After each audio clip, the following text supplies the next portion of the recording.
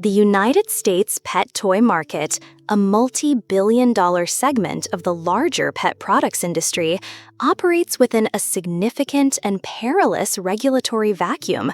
Unlike products for children, which are subject to stringent federal safety standards, dog toys exist in a state of legal ambiguity, lacking any direct, specific federal oversight for the safety of their intended users.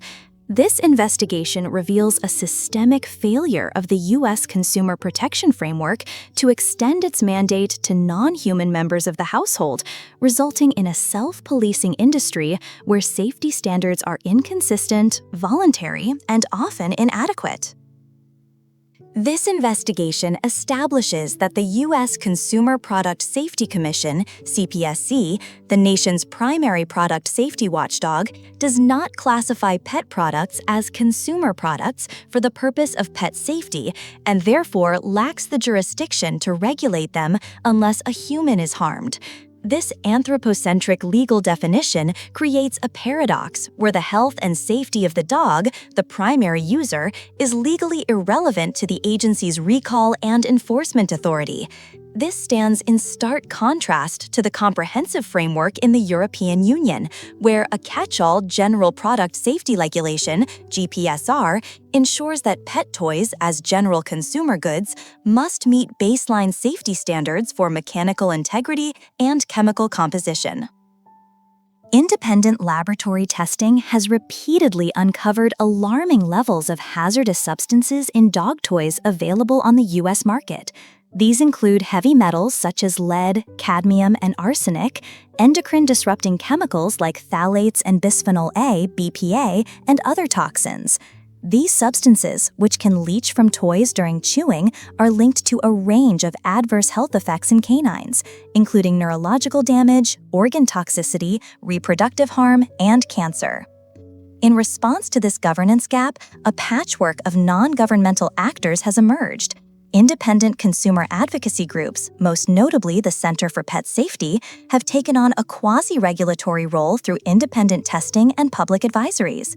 Concurrently, a landmark industry-led initiative, spearheaded by the pet company Bark in partnership with ASTM International, is underway to develop the first-ever voluntary safety standard for dog toys. While this is a significant and necessary step forward, the effectiveness of any voluntary system is inherently limited by optional adoption and the potential for industry influence to weaken standards.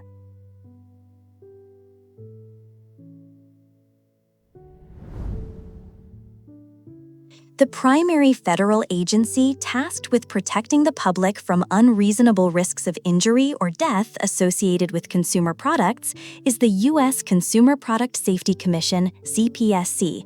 However, the CPSC's protective umbrella does not extend to pets. The agency has explicitly stated that it does not classify pet products as consumer products for the purpose of pet safety oversight. Consequently, the CPSC asserts that it lacks both the resources and the legal mandate to regulate pet products unless a person is injured by one. This legal interpretation creates a profound paradox. A dog toy is only subject to CPSC recall if it is deemed hazardous to a human, rendering the safety of its intended user, the dog, legally irrelevant to the primary safety regulator. The practical implications of this policy were starkly illustrated in the August 2025 recall of PetMate's Pet Zone laser pointer and LED ball pet toys. The recall of approximately 15,400 units was initiated not because the toy posed a risk to dogs, but because it violated federal battery safety standards established under RISA's law, which was enacted to prevent ingestion hazards to children. The CPSC's recall notice warned that the toy's plastic sphere could break, making the button cell batteries accessible and presenting an ingestion hazard, particularly to children who may be exposed while playing with or being around pets. The danger to the dog that might chew, break, and ingest the same components was not, and legally could not be, the basis for the federal action. This anthropocentric focus is not a recent development, but a long-standing structural limitation of U.S. consumer protection law. The passage of the landmark Consumer Product Safety Improvement Act of 2008, CPSIA, significantly strengthened the CPSC's authority, particularly over children's products, by reducing allowable lead content and mandating third-party testing for compliance with safety standards. Despite committee reports during the Act's negotiation that discussed whether the CPSC had the mandate to review pet product safety, the final legislation made no mention of pet products. This represented a critical missed legislative opportunity to clarify or expand the CPSC's jurisdiction to align with the reality that millions of American households contain both children and pets who often interact with the same products.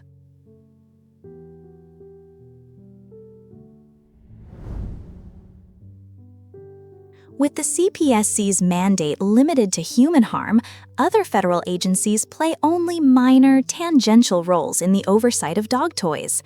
The U.S. Food and Drug Administration, FDA, which regulates pet food, treats, and drugs, does not have jurisdiction over pet accessories, toys, beds, or grooming aids.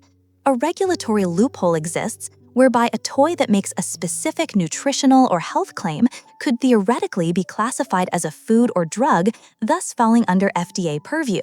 However, this is a narrow exception that does not apply to the vast majority of toys on the market. The Federal Trade Commission, FTC, has a broader but shallower role.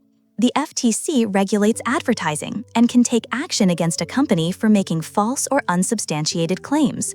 This means a manufacturer cannot, for example, label a toy as vet-approved or non-toxic without evidence to support the assertion. While this provides a check on outright deception, it does not establish any baseline safety standards. The FTC does not define what non-toxic must mean in the context of a dog toy, nor does it regulate ambiguous marketing terms. As a result, a term like indestructible, which suggests a high level of safety and durability to a consumer, has no legal or technical definition, and manufacturers face no consequences under product safety law when such a toy is quickly destroyed and ingested by a dog.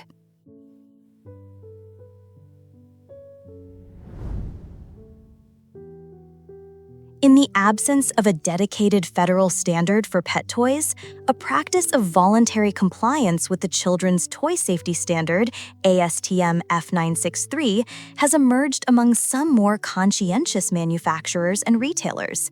This standard, which is legally mandatory for all children's toys sold in the U.S. under the CPSIA, covers a range of hazards, including limits on heavy metals, flammability, and mechanical risks like sharp points and small parts that could pose a choking hazard to a child. While adopting this standard is a positive step away from a complete lack of safety consideration, it creates a safety veneer, the appearance of being regulated and safe without the substance of appropriate, species-specific testing. The standard is fundamentally mismatched to the use case of a dog toy. The reasonably foreseeable abuse tests outlined in ASTM F963, such as impact tests, torque tests, and tension tests, are designed to simulate the ways a child might interact with a toy, throwing, twisting, or pulling with their hands. These tests do not and cannot replicate the powerful, focused, and prolonged bite forces exerted by a dog's jaws. A research paper analyzing the application of safety assessment models to dog products noted that while chemical hazard risks may be similar for humans and dogs, the risk level of physical and mechanical properties is significantly different. The analysis concluded that neither the European EN71 standard nor ASTM F963 includes any test to simulate canine biting actions. This mismatch means that a toy can be fully compliant with ASTM F963, allowing the manufacturer to market it as meeting a federal safety standard, yet still be dangerously fragile when used by its intended canine consumer. This can mislead consumers into a false sense of security, potentially leading them to be less vigilant in supervising play, and creating a situation that may be more dangerous than if no safety claim were made at all.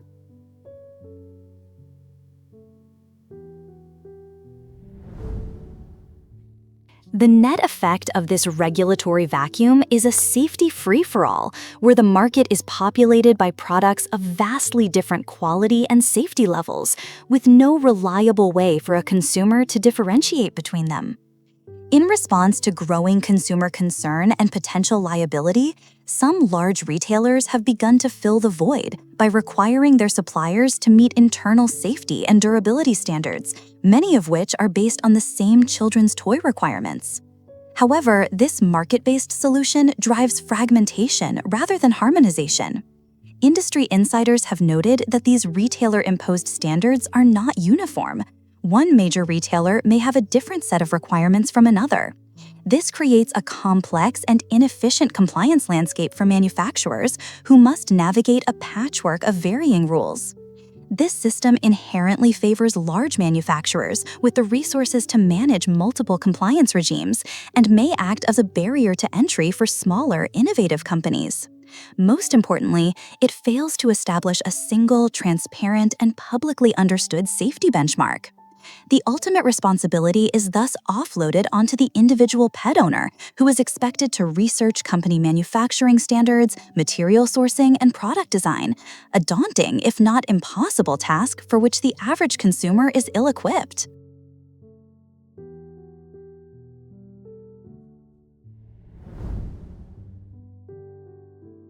The regulatory vacuum for dog toys in the United States is not an inevitability of modern commerce, but a policy choice that stands in stark contrast to the more comprehensive approach taken by the European Union.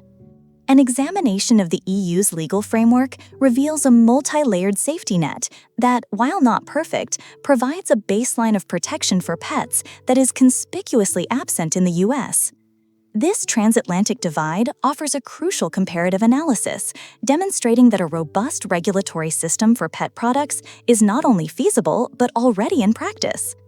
A common point of confusion is the belief that the EU's stringent Toy Safety Directive applies to pet products. This is incorrect.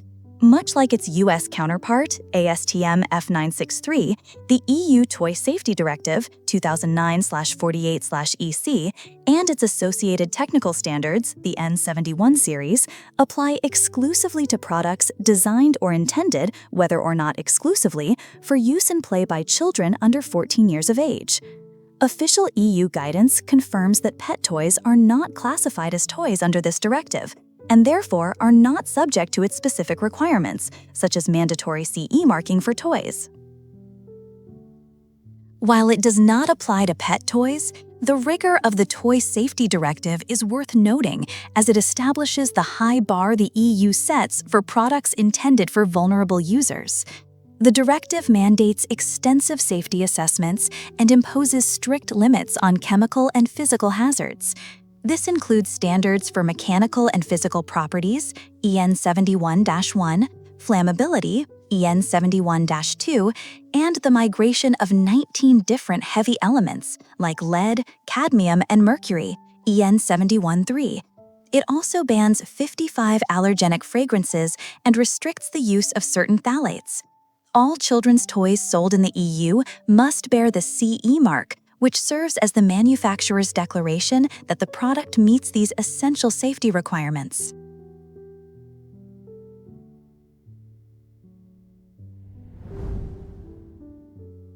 The crucial difference in the EU's approach and the foundation of its safety net for pets lies in its overarching principle-based legislation that covers products not addressed by specific directives. The General Product Safety Regulation, GPSR, which replaced the former directive and came into full effect in December 2024, applies to all non-harmonized consumer products sold in the EU market, a category that explicitly includes pet toys. The GPSR establishes a fundamental obligation for producers to place only safe products on the market. It imposes stronger, clearer rules for manufacturers, importers, and online sellers, mandating that they manage key safety risks during a product's normal or reasonably foreseeable use.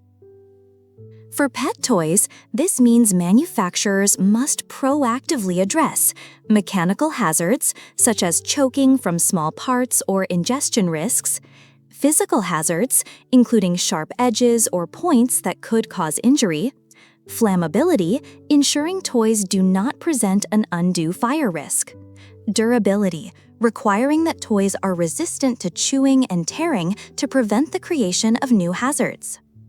Complementing the GPSR is the EU's comprehensive chemical safety law, REACH, registration, evaluation, authorization, and restriction of chemicals. Unlike the US system, which often regulates chemicals on a product-by-product basis, REACH governs the use of chemicals across all consumer products, including pet toys. It restricts the use of substances of very high concern, SVHCs, which include chemicals that are carcinogenic, mutagenic, or toxic for reproduction. This provides a powerful preventative framework that limits the presence of harmful substances like certain phthalates, lead, and cadmium in any product sold to consumers, thereby creating a baseline of chemical safety for pet toys that is entirely absent in the United States.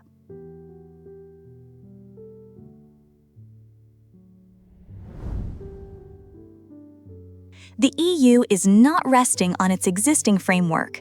A new toy safety regulation, agreed upon in 2025, will replace the 2009 directive and become directly applicable law in all member states, eliminating inconsistencies in national transposition. This new regulation further tightens protections for children's toys by banning entire classes of harmful chemicals, including endocrine disruptors, per- and polyfluoroalkyl substances, PFAS, and dangerous biphenyls. Perhaps the most significant innovation in the new regulation is the introduction of a mandatory digital product passport, DPP, for all toys. Accessible via a data carrier like a QR code on the toy, the DPP will provide consumers, retailers, and market surveillance authorities with instant access to detailed product information, safety warnings, and compliance documentation. This is a forward-looking measure designed to tackle the enforcement challenges of modern e-commerce. Importers will be required to submit DPPs at the EU's external borders for all products, including those sold online. A new IT system will screen these passports and automatically flag high-risk shipments for detailed customs controls, creating a digital checkpoint to stop unsafe products before they enter the single market. While this will initially apply only to children's toys, it establishes a powerful precedent and technological framework that could eventually be expanded to other product categories under the GPSR, including pet toys.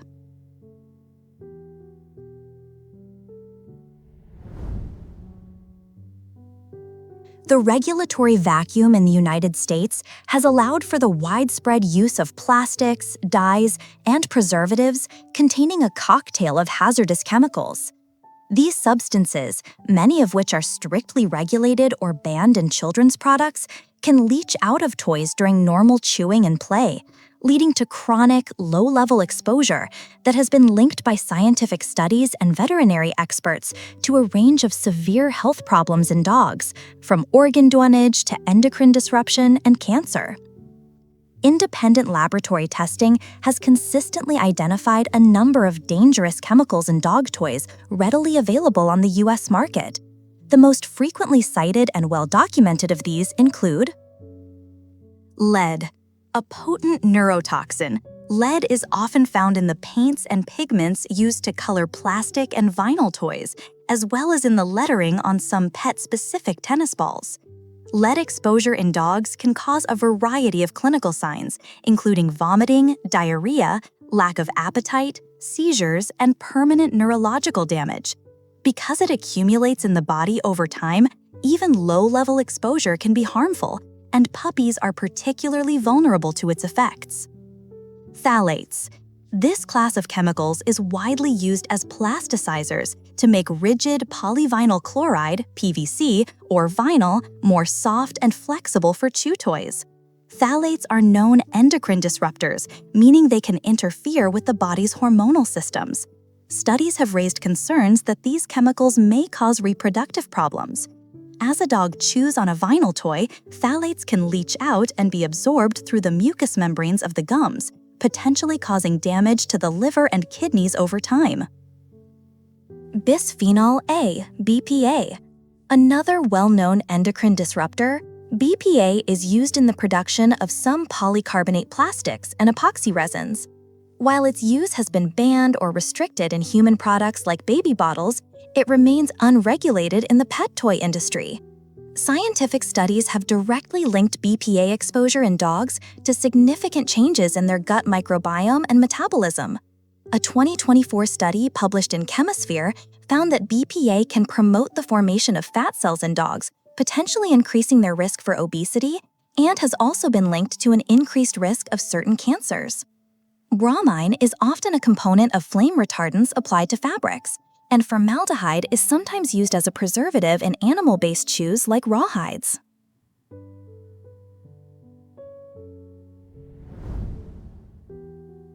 The presence of these chemicals is not theoretical. It has been repeatedly confirmed by independent third-party investigations that have tested off-the-shelf products. A landmark investigation by the Ecology Center's Healthy Stuff Project tested more than 400 pet products and produced startling results. The study found that 45% of the products had detectable levels of one or more hazardous toxins. A quarter of all products contained detectable levels of lead, with 7% having lead levels higher than the 300 parts per million legal limit for children's products. The findings on tennis balls were particularly damning. 48% of those tested contained lead. The research uncovered a clear distinction between balls made for sports and those made for pets. Pet tennis balls were far more likely to contain lead than their sports counterparts. In one egregious example, the lettering on a pet tennis ball contained a shocking 2,696 ppm of lead and 262 ppm of arsenic. This finding points not to accidental contamination, but to a deliberate manufacturing choice to use cheaper, lower-grade materials for the unregulated pet market, as lead-free production is clearly the standard for human-use products. An earlier investigation in 2007, commissioned by ConsumerAffairs.com, sent 2 Chinese-made pet toys purchased at Walmart to a forensic toxicology lab. The tests revealed elevated levels of lead, chromium, and cadmium. One latex dog toy contained lead at a concentration of nearly 1 ppm, leading the toxicologist to conclude that if a dog is chewing on it or licking it, he's getting a good source of lead. International research corroborates these concerns. A study by the Danish Institute for Food and Veterinary Research, sponsored by the Danish Environmental Protection Agency, confirmed that pet toys can be a significant source of phthalates. The agency consequently advised consumers to reduce the usage of such toys, especially for pregnant dogs and young puppies.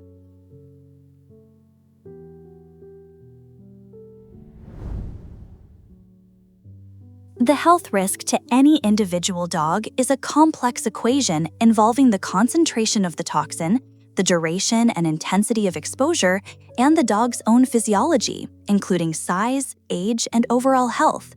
However, the very nature of how dogs interact with toys, through prolonged mouthing, licking, and chewing, creates an efficient pathway for these chemicals to leach out and be ingested or absorbed directly into the bloodstream through the gums. The widespread presence of these unregulated chemicals in the home environment has broader implications beyond animal health. Researchers and public health advocates have described pets as involuntary canaries in the coal mine for human chemical exposure. Because they live in the same homes, breathe the same air, and often have higher exposure to household dust on floors and furniture, the health effects seen in pets can serve as a sentinel for potential risks to the humans they live with, especially children. A recent study that discovered microplastics in the testes of both dogs and humans, for example, is helping researchers understand declining sperm counts in men, with dogs acting as a valuable model for human environmental health.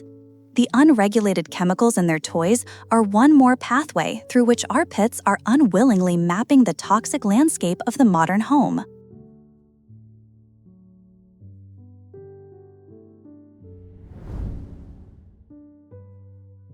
While the chemical hazards present in dog toys pose a chronic, long-term threat, the dangers associated with poor design, inadequate materials, and structural failure are often acute, immediate, and life-threatening. Every year, thousands of dogs are rushed to veterinary emergency clinics for injuries directly caused by the toys meant to enrich their lives. These incidents, ranging from choking and internal blockages to severe oral trauma, are not merely unfortunate accidents, but are frequently the predictable outcome of a market that lacks mandatory standards for durability, size appropriateness, and safe design. Veterinary case files and clinical studies paint a grim picture of the physical toll of this regulatory negligence.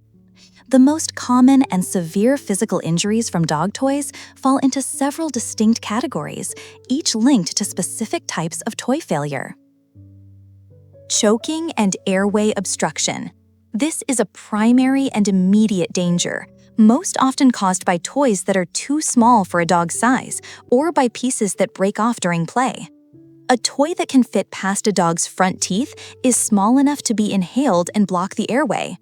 The Center for Pet Safety, CPS, has issued a specific warning about heavy, solid, or semi-solid rubber balls with smooth surfaces. The organization has received numerous reports of these balls lodging in the throats of large dogs, particularly when catching the ball mid-air. The combination of the ball's size, weight, smooth texture, and the lubrication from the dog's saliva can create a perfect, irremovable seal in the trachea, leading to a near 100% fatality rate once the ball is lodged. Gastrointestinal foreign body obstruction. The ingestion of non-digestible toy parts is one of the most frequent causes of intestinal blockages, a condition that is almost always a surgical emergency. When a dog swallows pieces of plastic, rubber, or the polyester stuffing from a plush toy, these fragments can become lodged anywhere along the digestive tract, preventing the passage of food and fluids. This leads to persistent vomiting, dehydration, severe abdominal pain, and, if left untreated, can cause tissue death, necrosis, and perforation of the intestinal wall, resulting in a fatal infection of the abdominal cavity, peritonitis.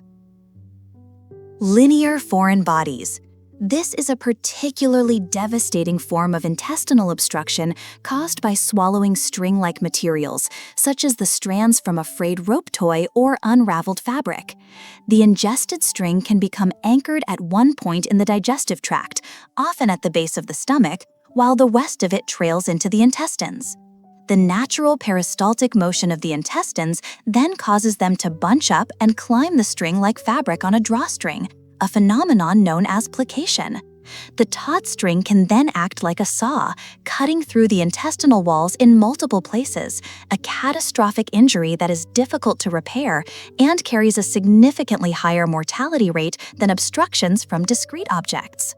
Dental and oral injury. The physical properties of a toy can also pose a direct threat to a dog's mouth.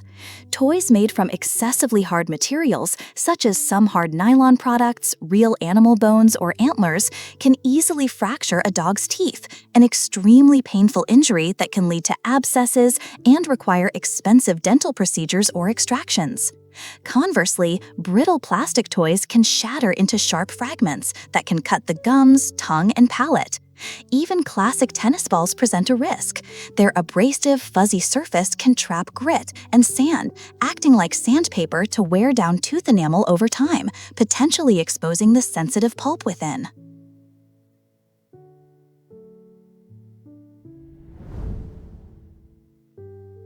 The clinical data from veterinary practices provide stark, quantitative evidence of these dangers. Retrospective studies analyzing thousands of cases of foreign body ingestion reveal a clear hierarchy of danger and underscore the severity of the problem. One multi-center retrospective study of 72 dogs requiring intervention for gastrointestinal foreign bodies found that toys and balls were among the most common culprits, alongside items like socks and cloth. The study revealed a dramatic difference in outcomes based on the severity of the damage. The survival rate was 100% for cases where the object could be removed from the stomach endoscopically or via a simple surgical incision, gastrotomy. The rate was 94% for cases requiring a simple intestinal incision, enterotomy. However, the survival rate plummeted to just 33% for dogs that required an enterectomy, the surgical removal of a section of dead or perforated intestine. This demonstrates how quickly an ingested toy fragment can turn a treatable problem into a highly fatal one. Another retrospective study of 208 cases reinforced the particular danger of linear foreign bodies. It found that while the overall recovery rate was 91%, the survival rate for dogs that ingested discrete foreign bodies was 94%, whereas the rate for those that ingested linear foreign bodies dropped to 80%.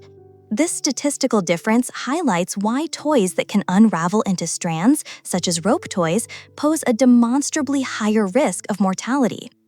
The financial cost of these emergencies is also substantial. A single intestinal blockage surgery can range from $2,000 to over $10,000, depending on the complexity of the procedure and whether it is performed at an emergency specialty hospital. This places a significant financial as well as emotional burden on pet owners whose trust was broken by an unsafe product.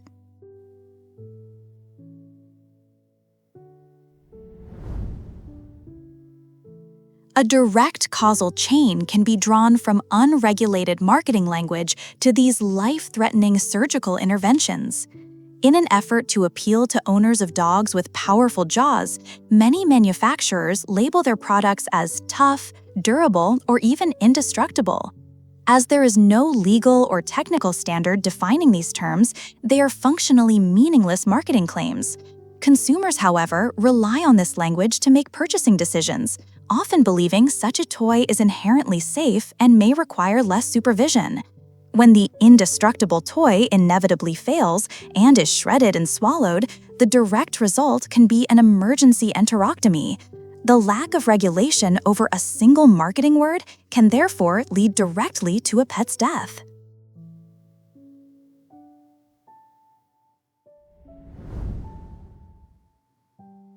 At the forefront of consumer advocacy is the Center for Pet Safety, CPS, a nonprofit organization that functions as a de facto watchdog for the industry. What distinguishes CPS is its staunch independence. It is the only organization of its kind that is 100% independent of the pet products industry, accepting no funding, consulting fees, or other financial support for manufacturers. This financial independence allows it to conduct its work without conflicts of interest, a crucial element for a body seeking to provide unbiased safety information to the public. CPS's work takes two primary forms. First, it runs the Center for Pet Safety Certified program, a rigorous, independent testing and certification process. While this program has historically focused on pet travel products like safety harnesses and crates, it establishes a model for third-party verification of safety claims. Crucially, CPS publishes all test evidence and videos on its website, providing an unparalleled level of transparency that allows consumers to see for themselves how products perform under stress rather than relying on a manufacturer's marketing claims. Second, CPS acts as an investigative body, responding to consumer complaints and issuing public advisories on specific product hazards. For example, its detailed warning on the fatal choking risk associated with smooth, solid rubber balls brought widespread attention to a specific design flaw that had led to numerous dog deaths. In another instance, CPS investigated a consumer report about a dog teether toy and discovered it was actually an infant's musical toy with internal metal bars, which a retailer was inappropriately and dangerously mismarketing for dogs. Through these targeted investigations and public alerts, CPS performs a quasi-regulatory function, filling the information gap left by federal agencies and creating public pressure on manufacturers and retailers to remove dangerous products from the market.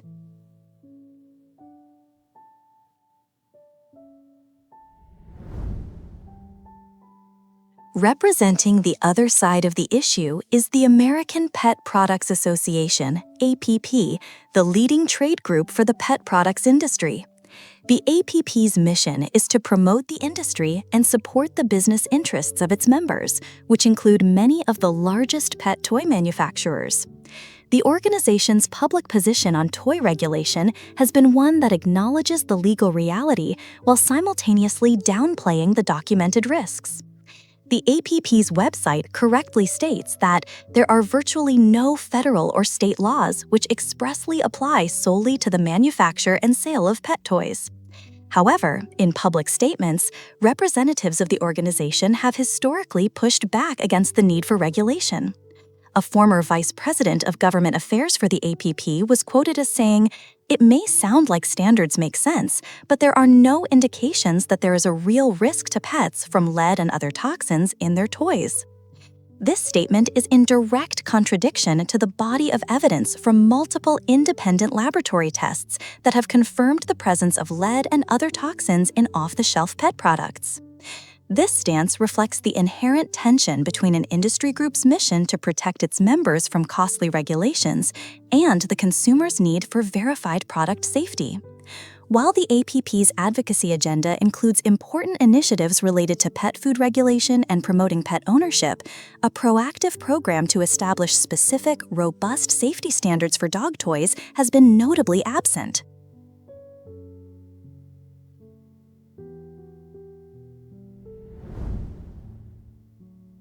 The long-standing impasse between consumer advocates calling for standards and industry groups resisting them was dramatically altered in June 2024.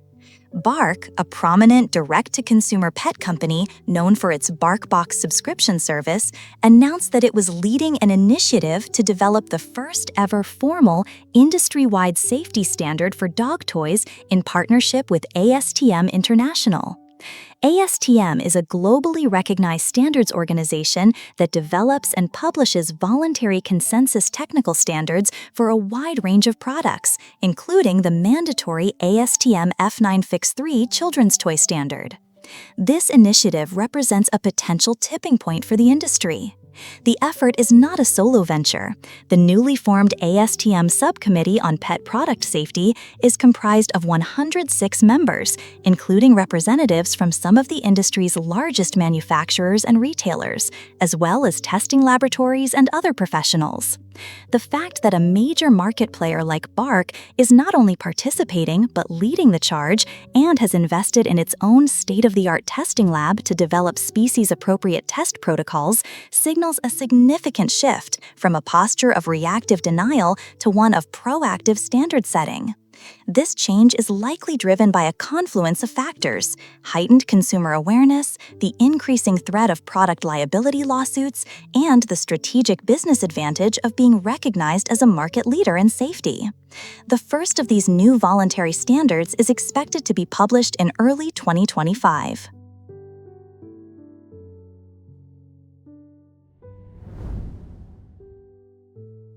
The Bark ASTM initiative is a landmark step forward.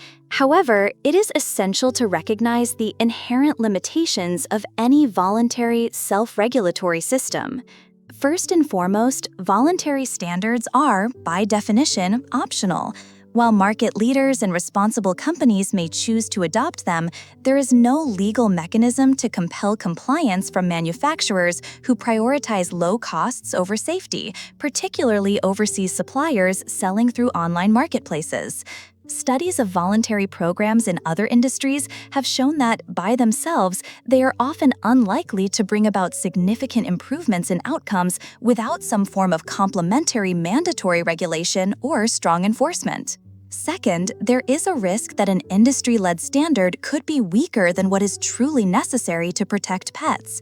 The process within ASTM is consensus-based, and with a committee heavily populated by manufacturers and retailers, business and cost considerations will inevitably play a role in shaping the final standard. The dynamic between a truly independent watchdog like CPS, whose sole focus is pet safety, and an industry-led group whose members have a vested financial interest is a critical one to watch. The final standard's effectiveness will depend on the degree to which it prioritizes rigorous, evidence-based safety principles over industry convenience. While self-regulation is often preferred by industries to preempt more stringent government intervention, its ultimate success in protecting the public, or in this case pets, is far from guaranteed.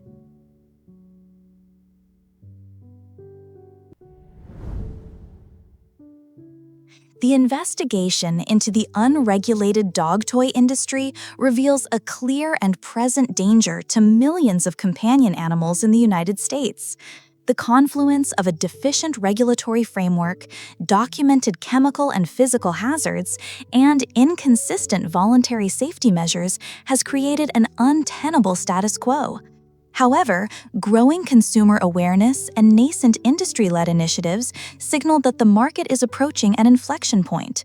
Achieving a truly safe marketplace will require a concerted, multi-stakeholder effort that leverages market forces while simultaneously pushing for fundamental legislative reform.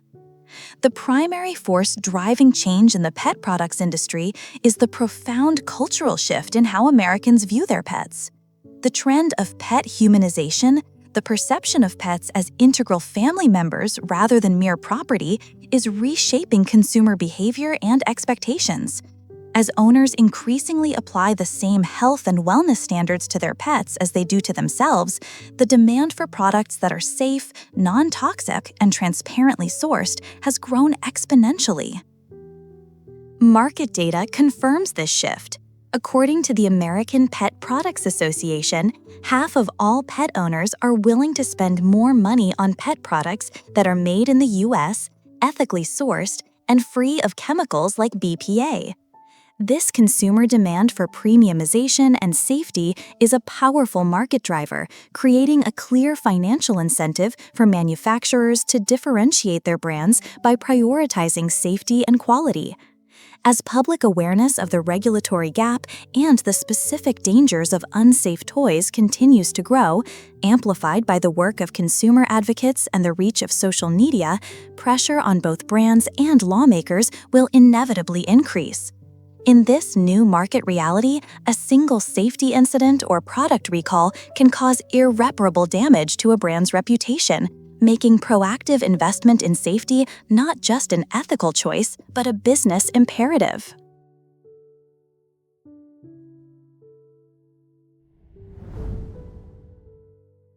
While the industry-led ASTM standard is a crucial and commendable first step, a voluntary system alone is insufficient to guarantee universal protection. A comprehensive and lasting solution requires a multi-pronged approach that combines robust industry standards with meaningful government oversight. Legislative action. The most direct and effective solution is for Congress to pass legislation that amends the Consumer Product Safety Act.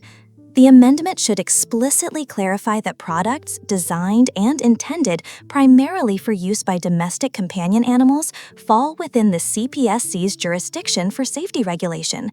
This simple legislative fix would close the definitional loophole that has existed for decades, empowering the CPSC to conduct market surveillance, mandate safety standards, and issue recalls based on the risk a product poses to pets, not just to people. Adoption of a mandatory standard. Following this legislative change, the CPSC should be directed to establish a mandatory federal safety standard for pet toys. The agency could use the forthcoming voluntary ASTM pet toy standard as a foundation, but it must conduct its own independent review to ensure the standard is sufficiently rigorous and has not been unduly weakened by industry influence. This process would mirror the successful model used for children's products, where ASTM F963 serves as the legally binding federal standard. Enhanced FDA/FTC roles. In the interim, or in the absence of CPSC reform, the existing authority of other agencies could be strengthened. The FDA's mandate could be legislatively expanded to include safety oversight of non-ingestible pet products, moving beyond its current focus on food and drugs. Concurrently, the FTC should be provided with increased funding and a clear directive to more aggressively investigate and penalize companies that make unsubstantiated or deceptive safety claims about their pet toys, such as indestructible or non-toxic.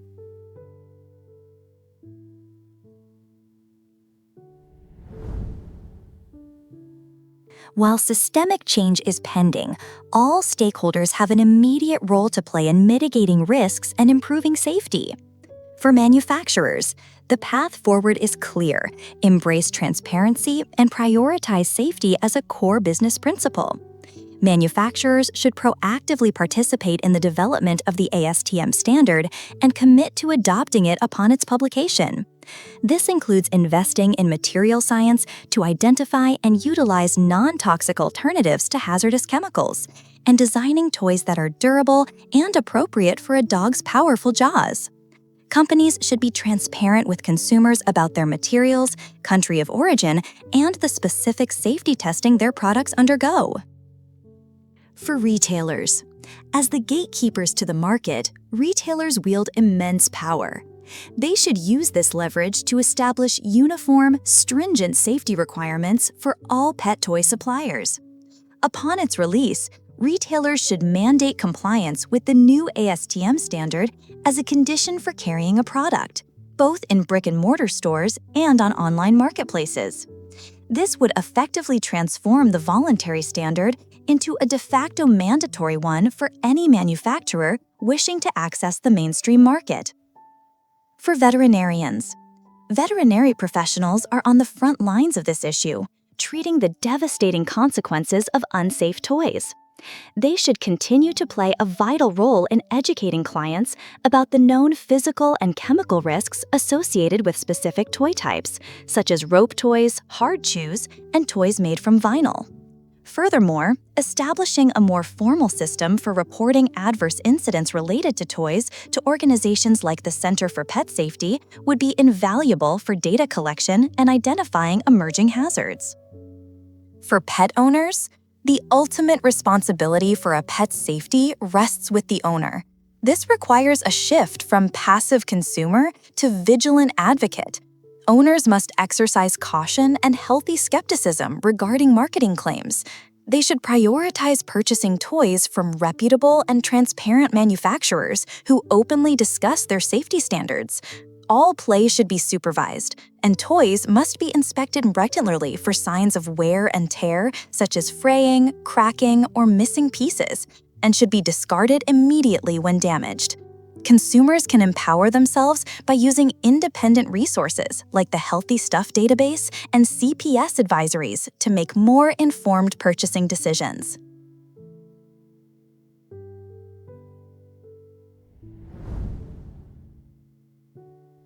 This investigation has illuminated the significant and systemic risks inherent in the unregulated U.S. dog toy industry.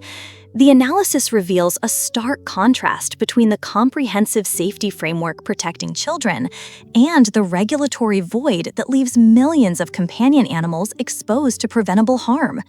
The legal classification of pets as property rather than as consumers deserving of protection has created a dangerous market anomaly where products can be legally sold despite well-documented chemical and physical hazards. The consequences of this governance failure are not abstract. They are measured in emergency veterinary surgeries, chronic illnesses from toxic exposure, and the tragic, avoidable deaths of beloved family members. The European Union's model, centered on a general product safety regulation, proves that a more protective framework is not only possible, but practical. By establishing a baseline of safety for all consumer goods, the EU ensures that pet toys are not left to fall through the legislative cracks. This principle-based approach, combined with proactive chemical management under REACH, offers a clear and effective blueprint for reform. Positive change is on the horizon, driven by the powerful market force of pet humanization and the resulting consumer demand for safer products. The landmark initiative by BARC and ASTM International to create the first industry-wide voluntary safety standard is a testament to this shift and represents the most significant step toward a safer market in the industry's history. However, the limitations of any voluntary system, namely the lack of universal adoption and legal enforceability, mean that it is a crucial part of the solution, but not the entire solution. Ultimately, lasting and comprehensive safety for the nation's pets will require a modernization of federal law. The current framework is an artifact of a bygone era, out of step with the modern understanding of a pet's role within the family. Closing the regulatory gap by amending the CPSC's mandate is the necessary and logical final step. A future where robust industry standards are complemented by federal oversight will ensure that the simple joy of playtime is no longer fraught with hidden perils, safeguarding the health and well-being of all members of the American household, both human and animal.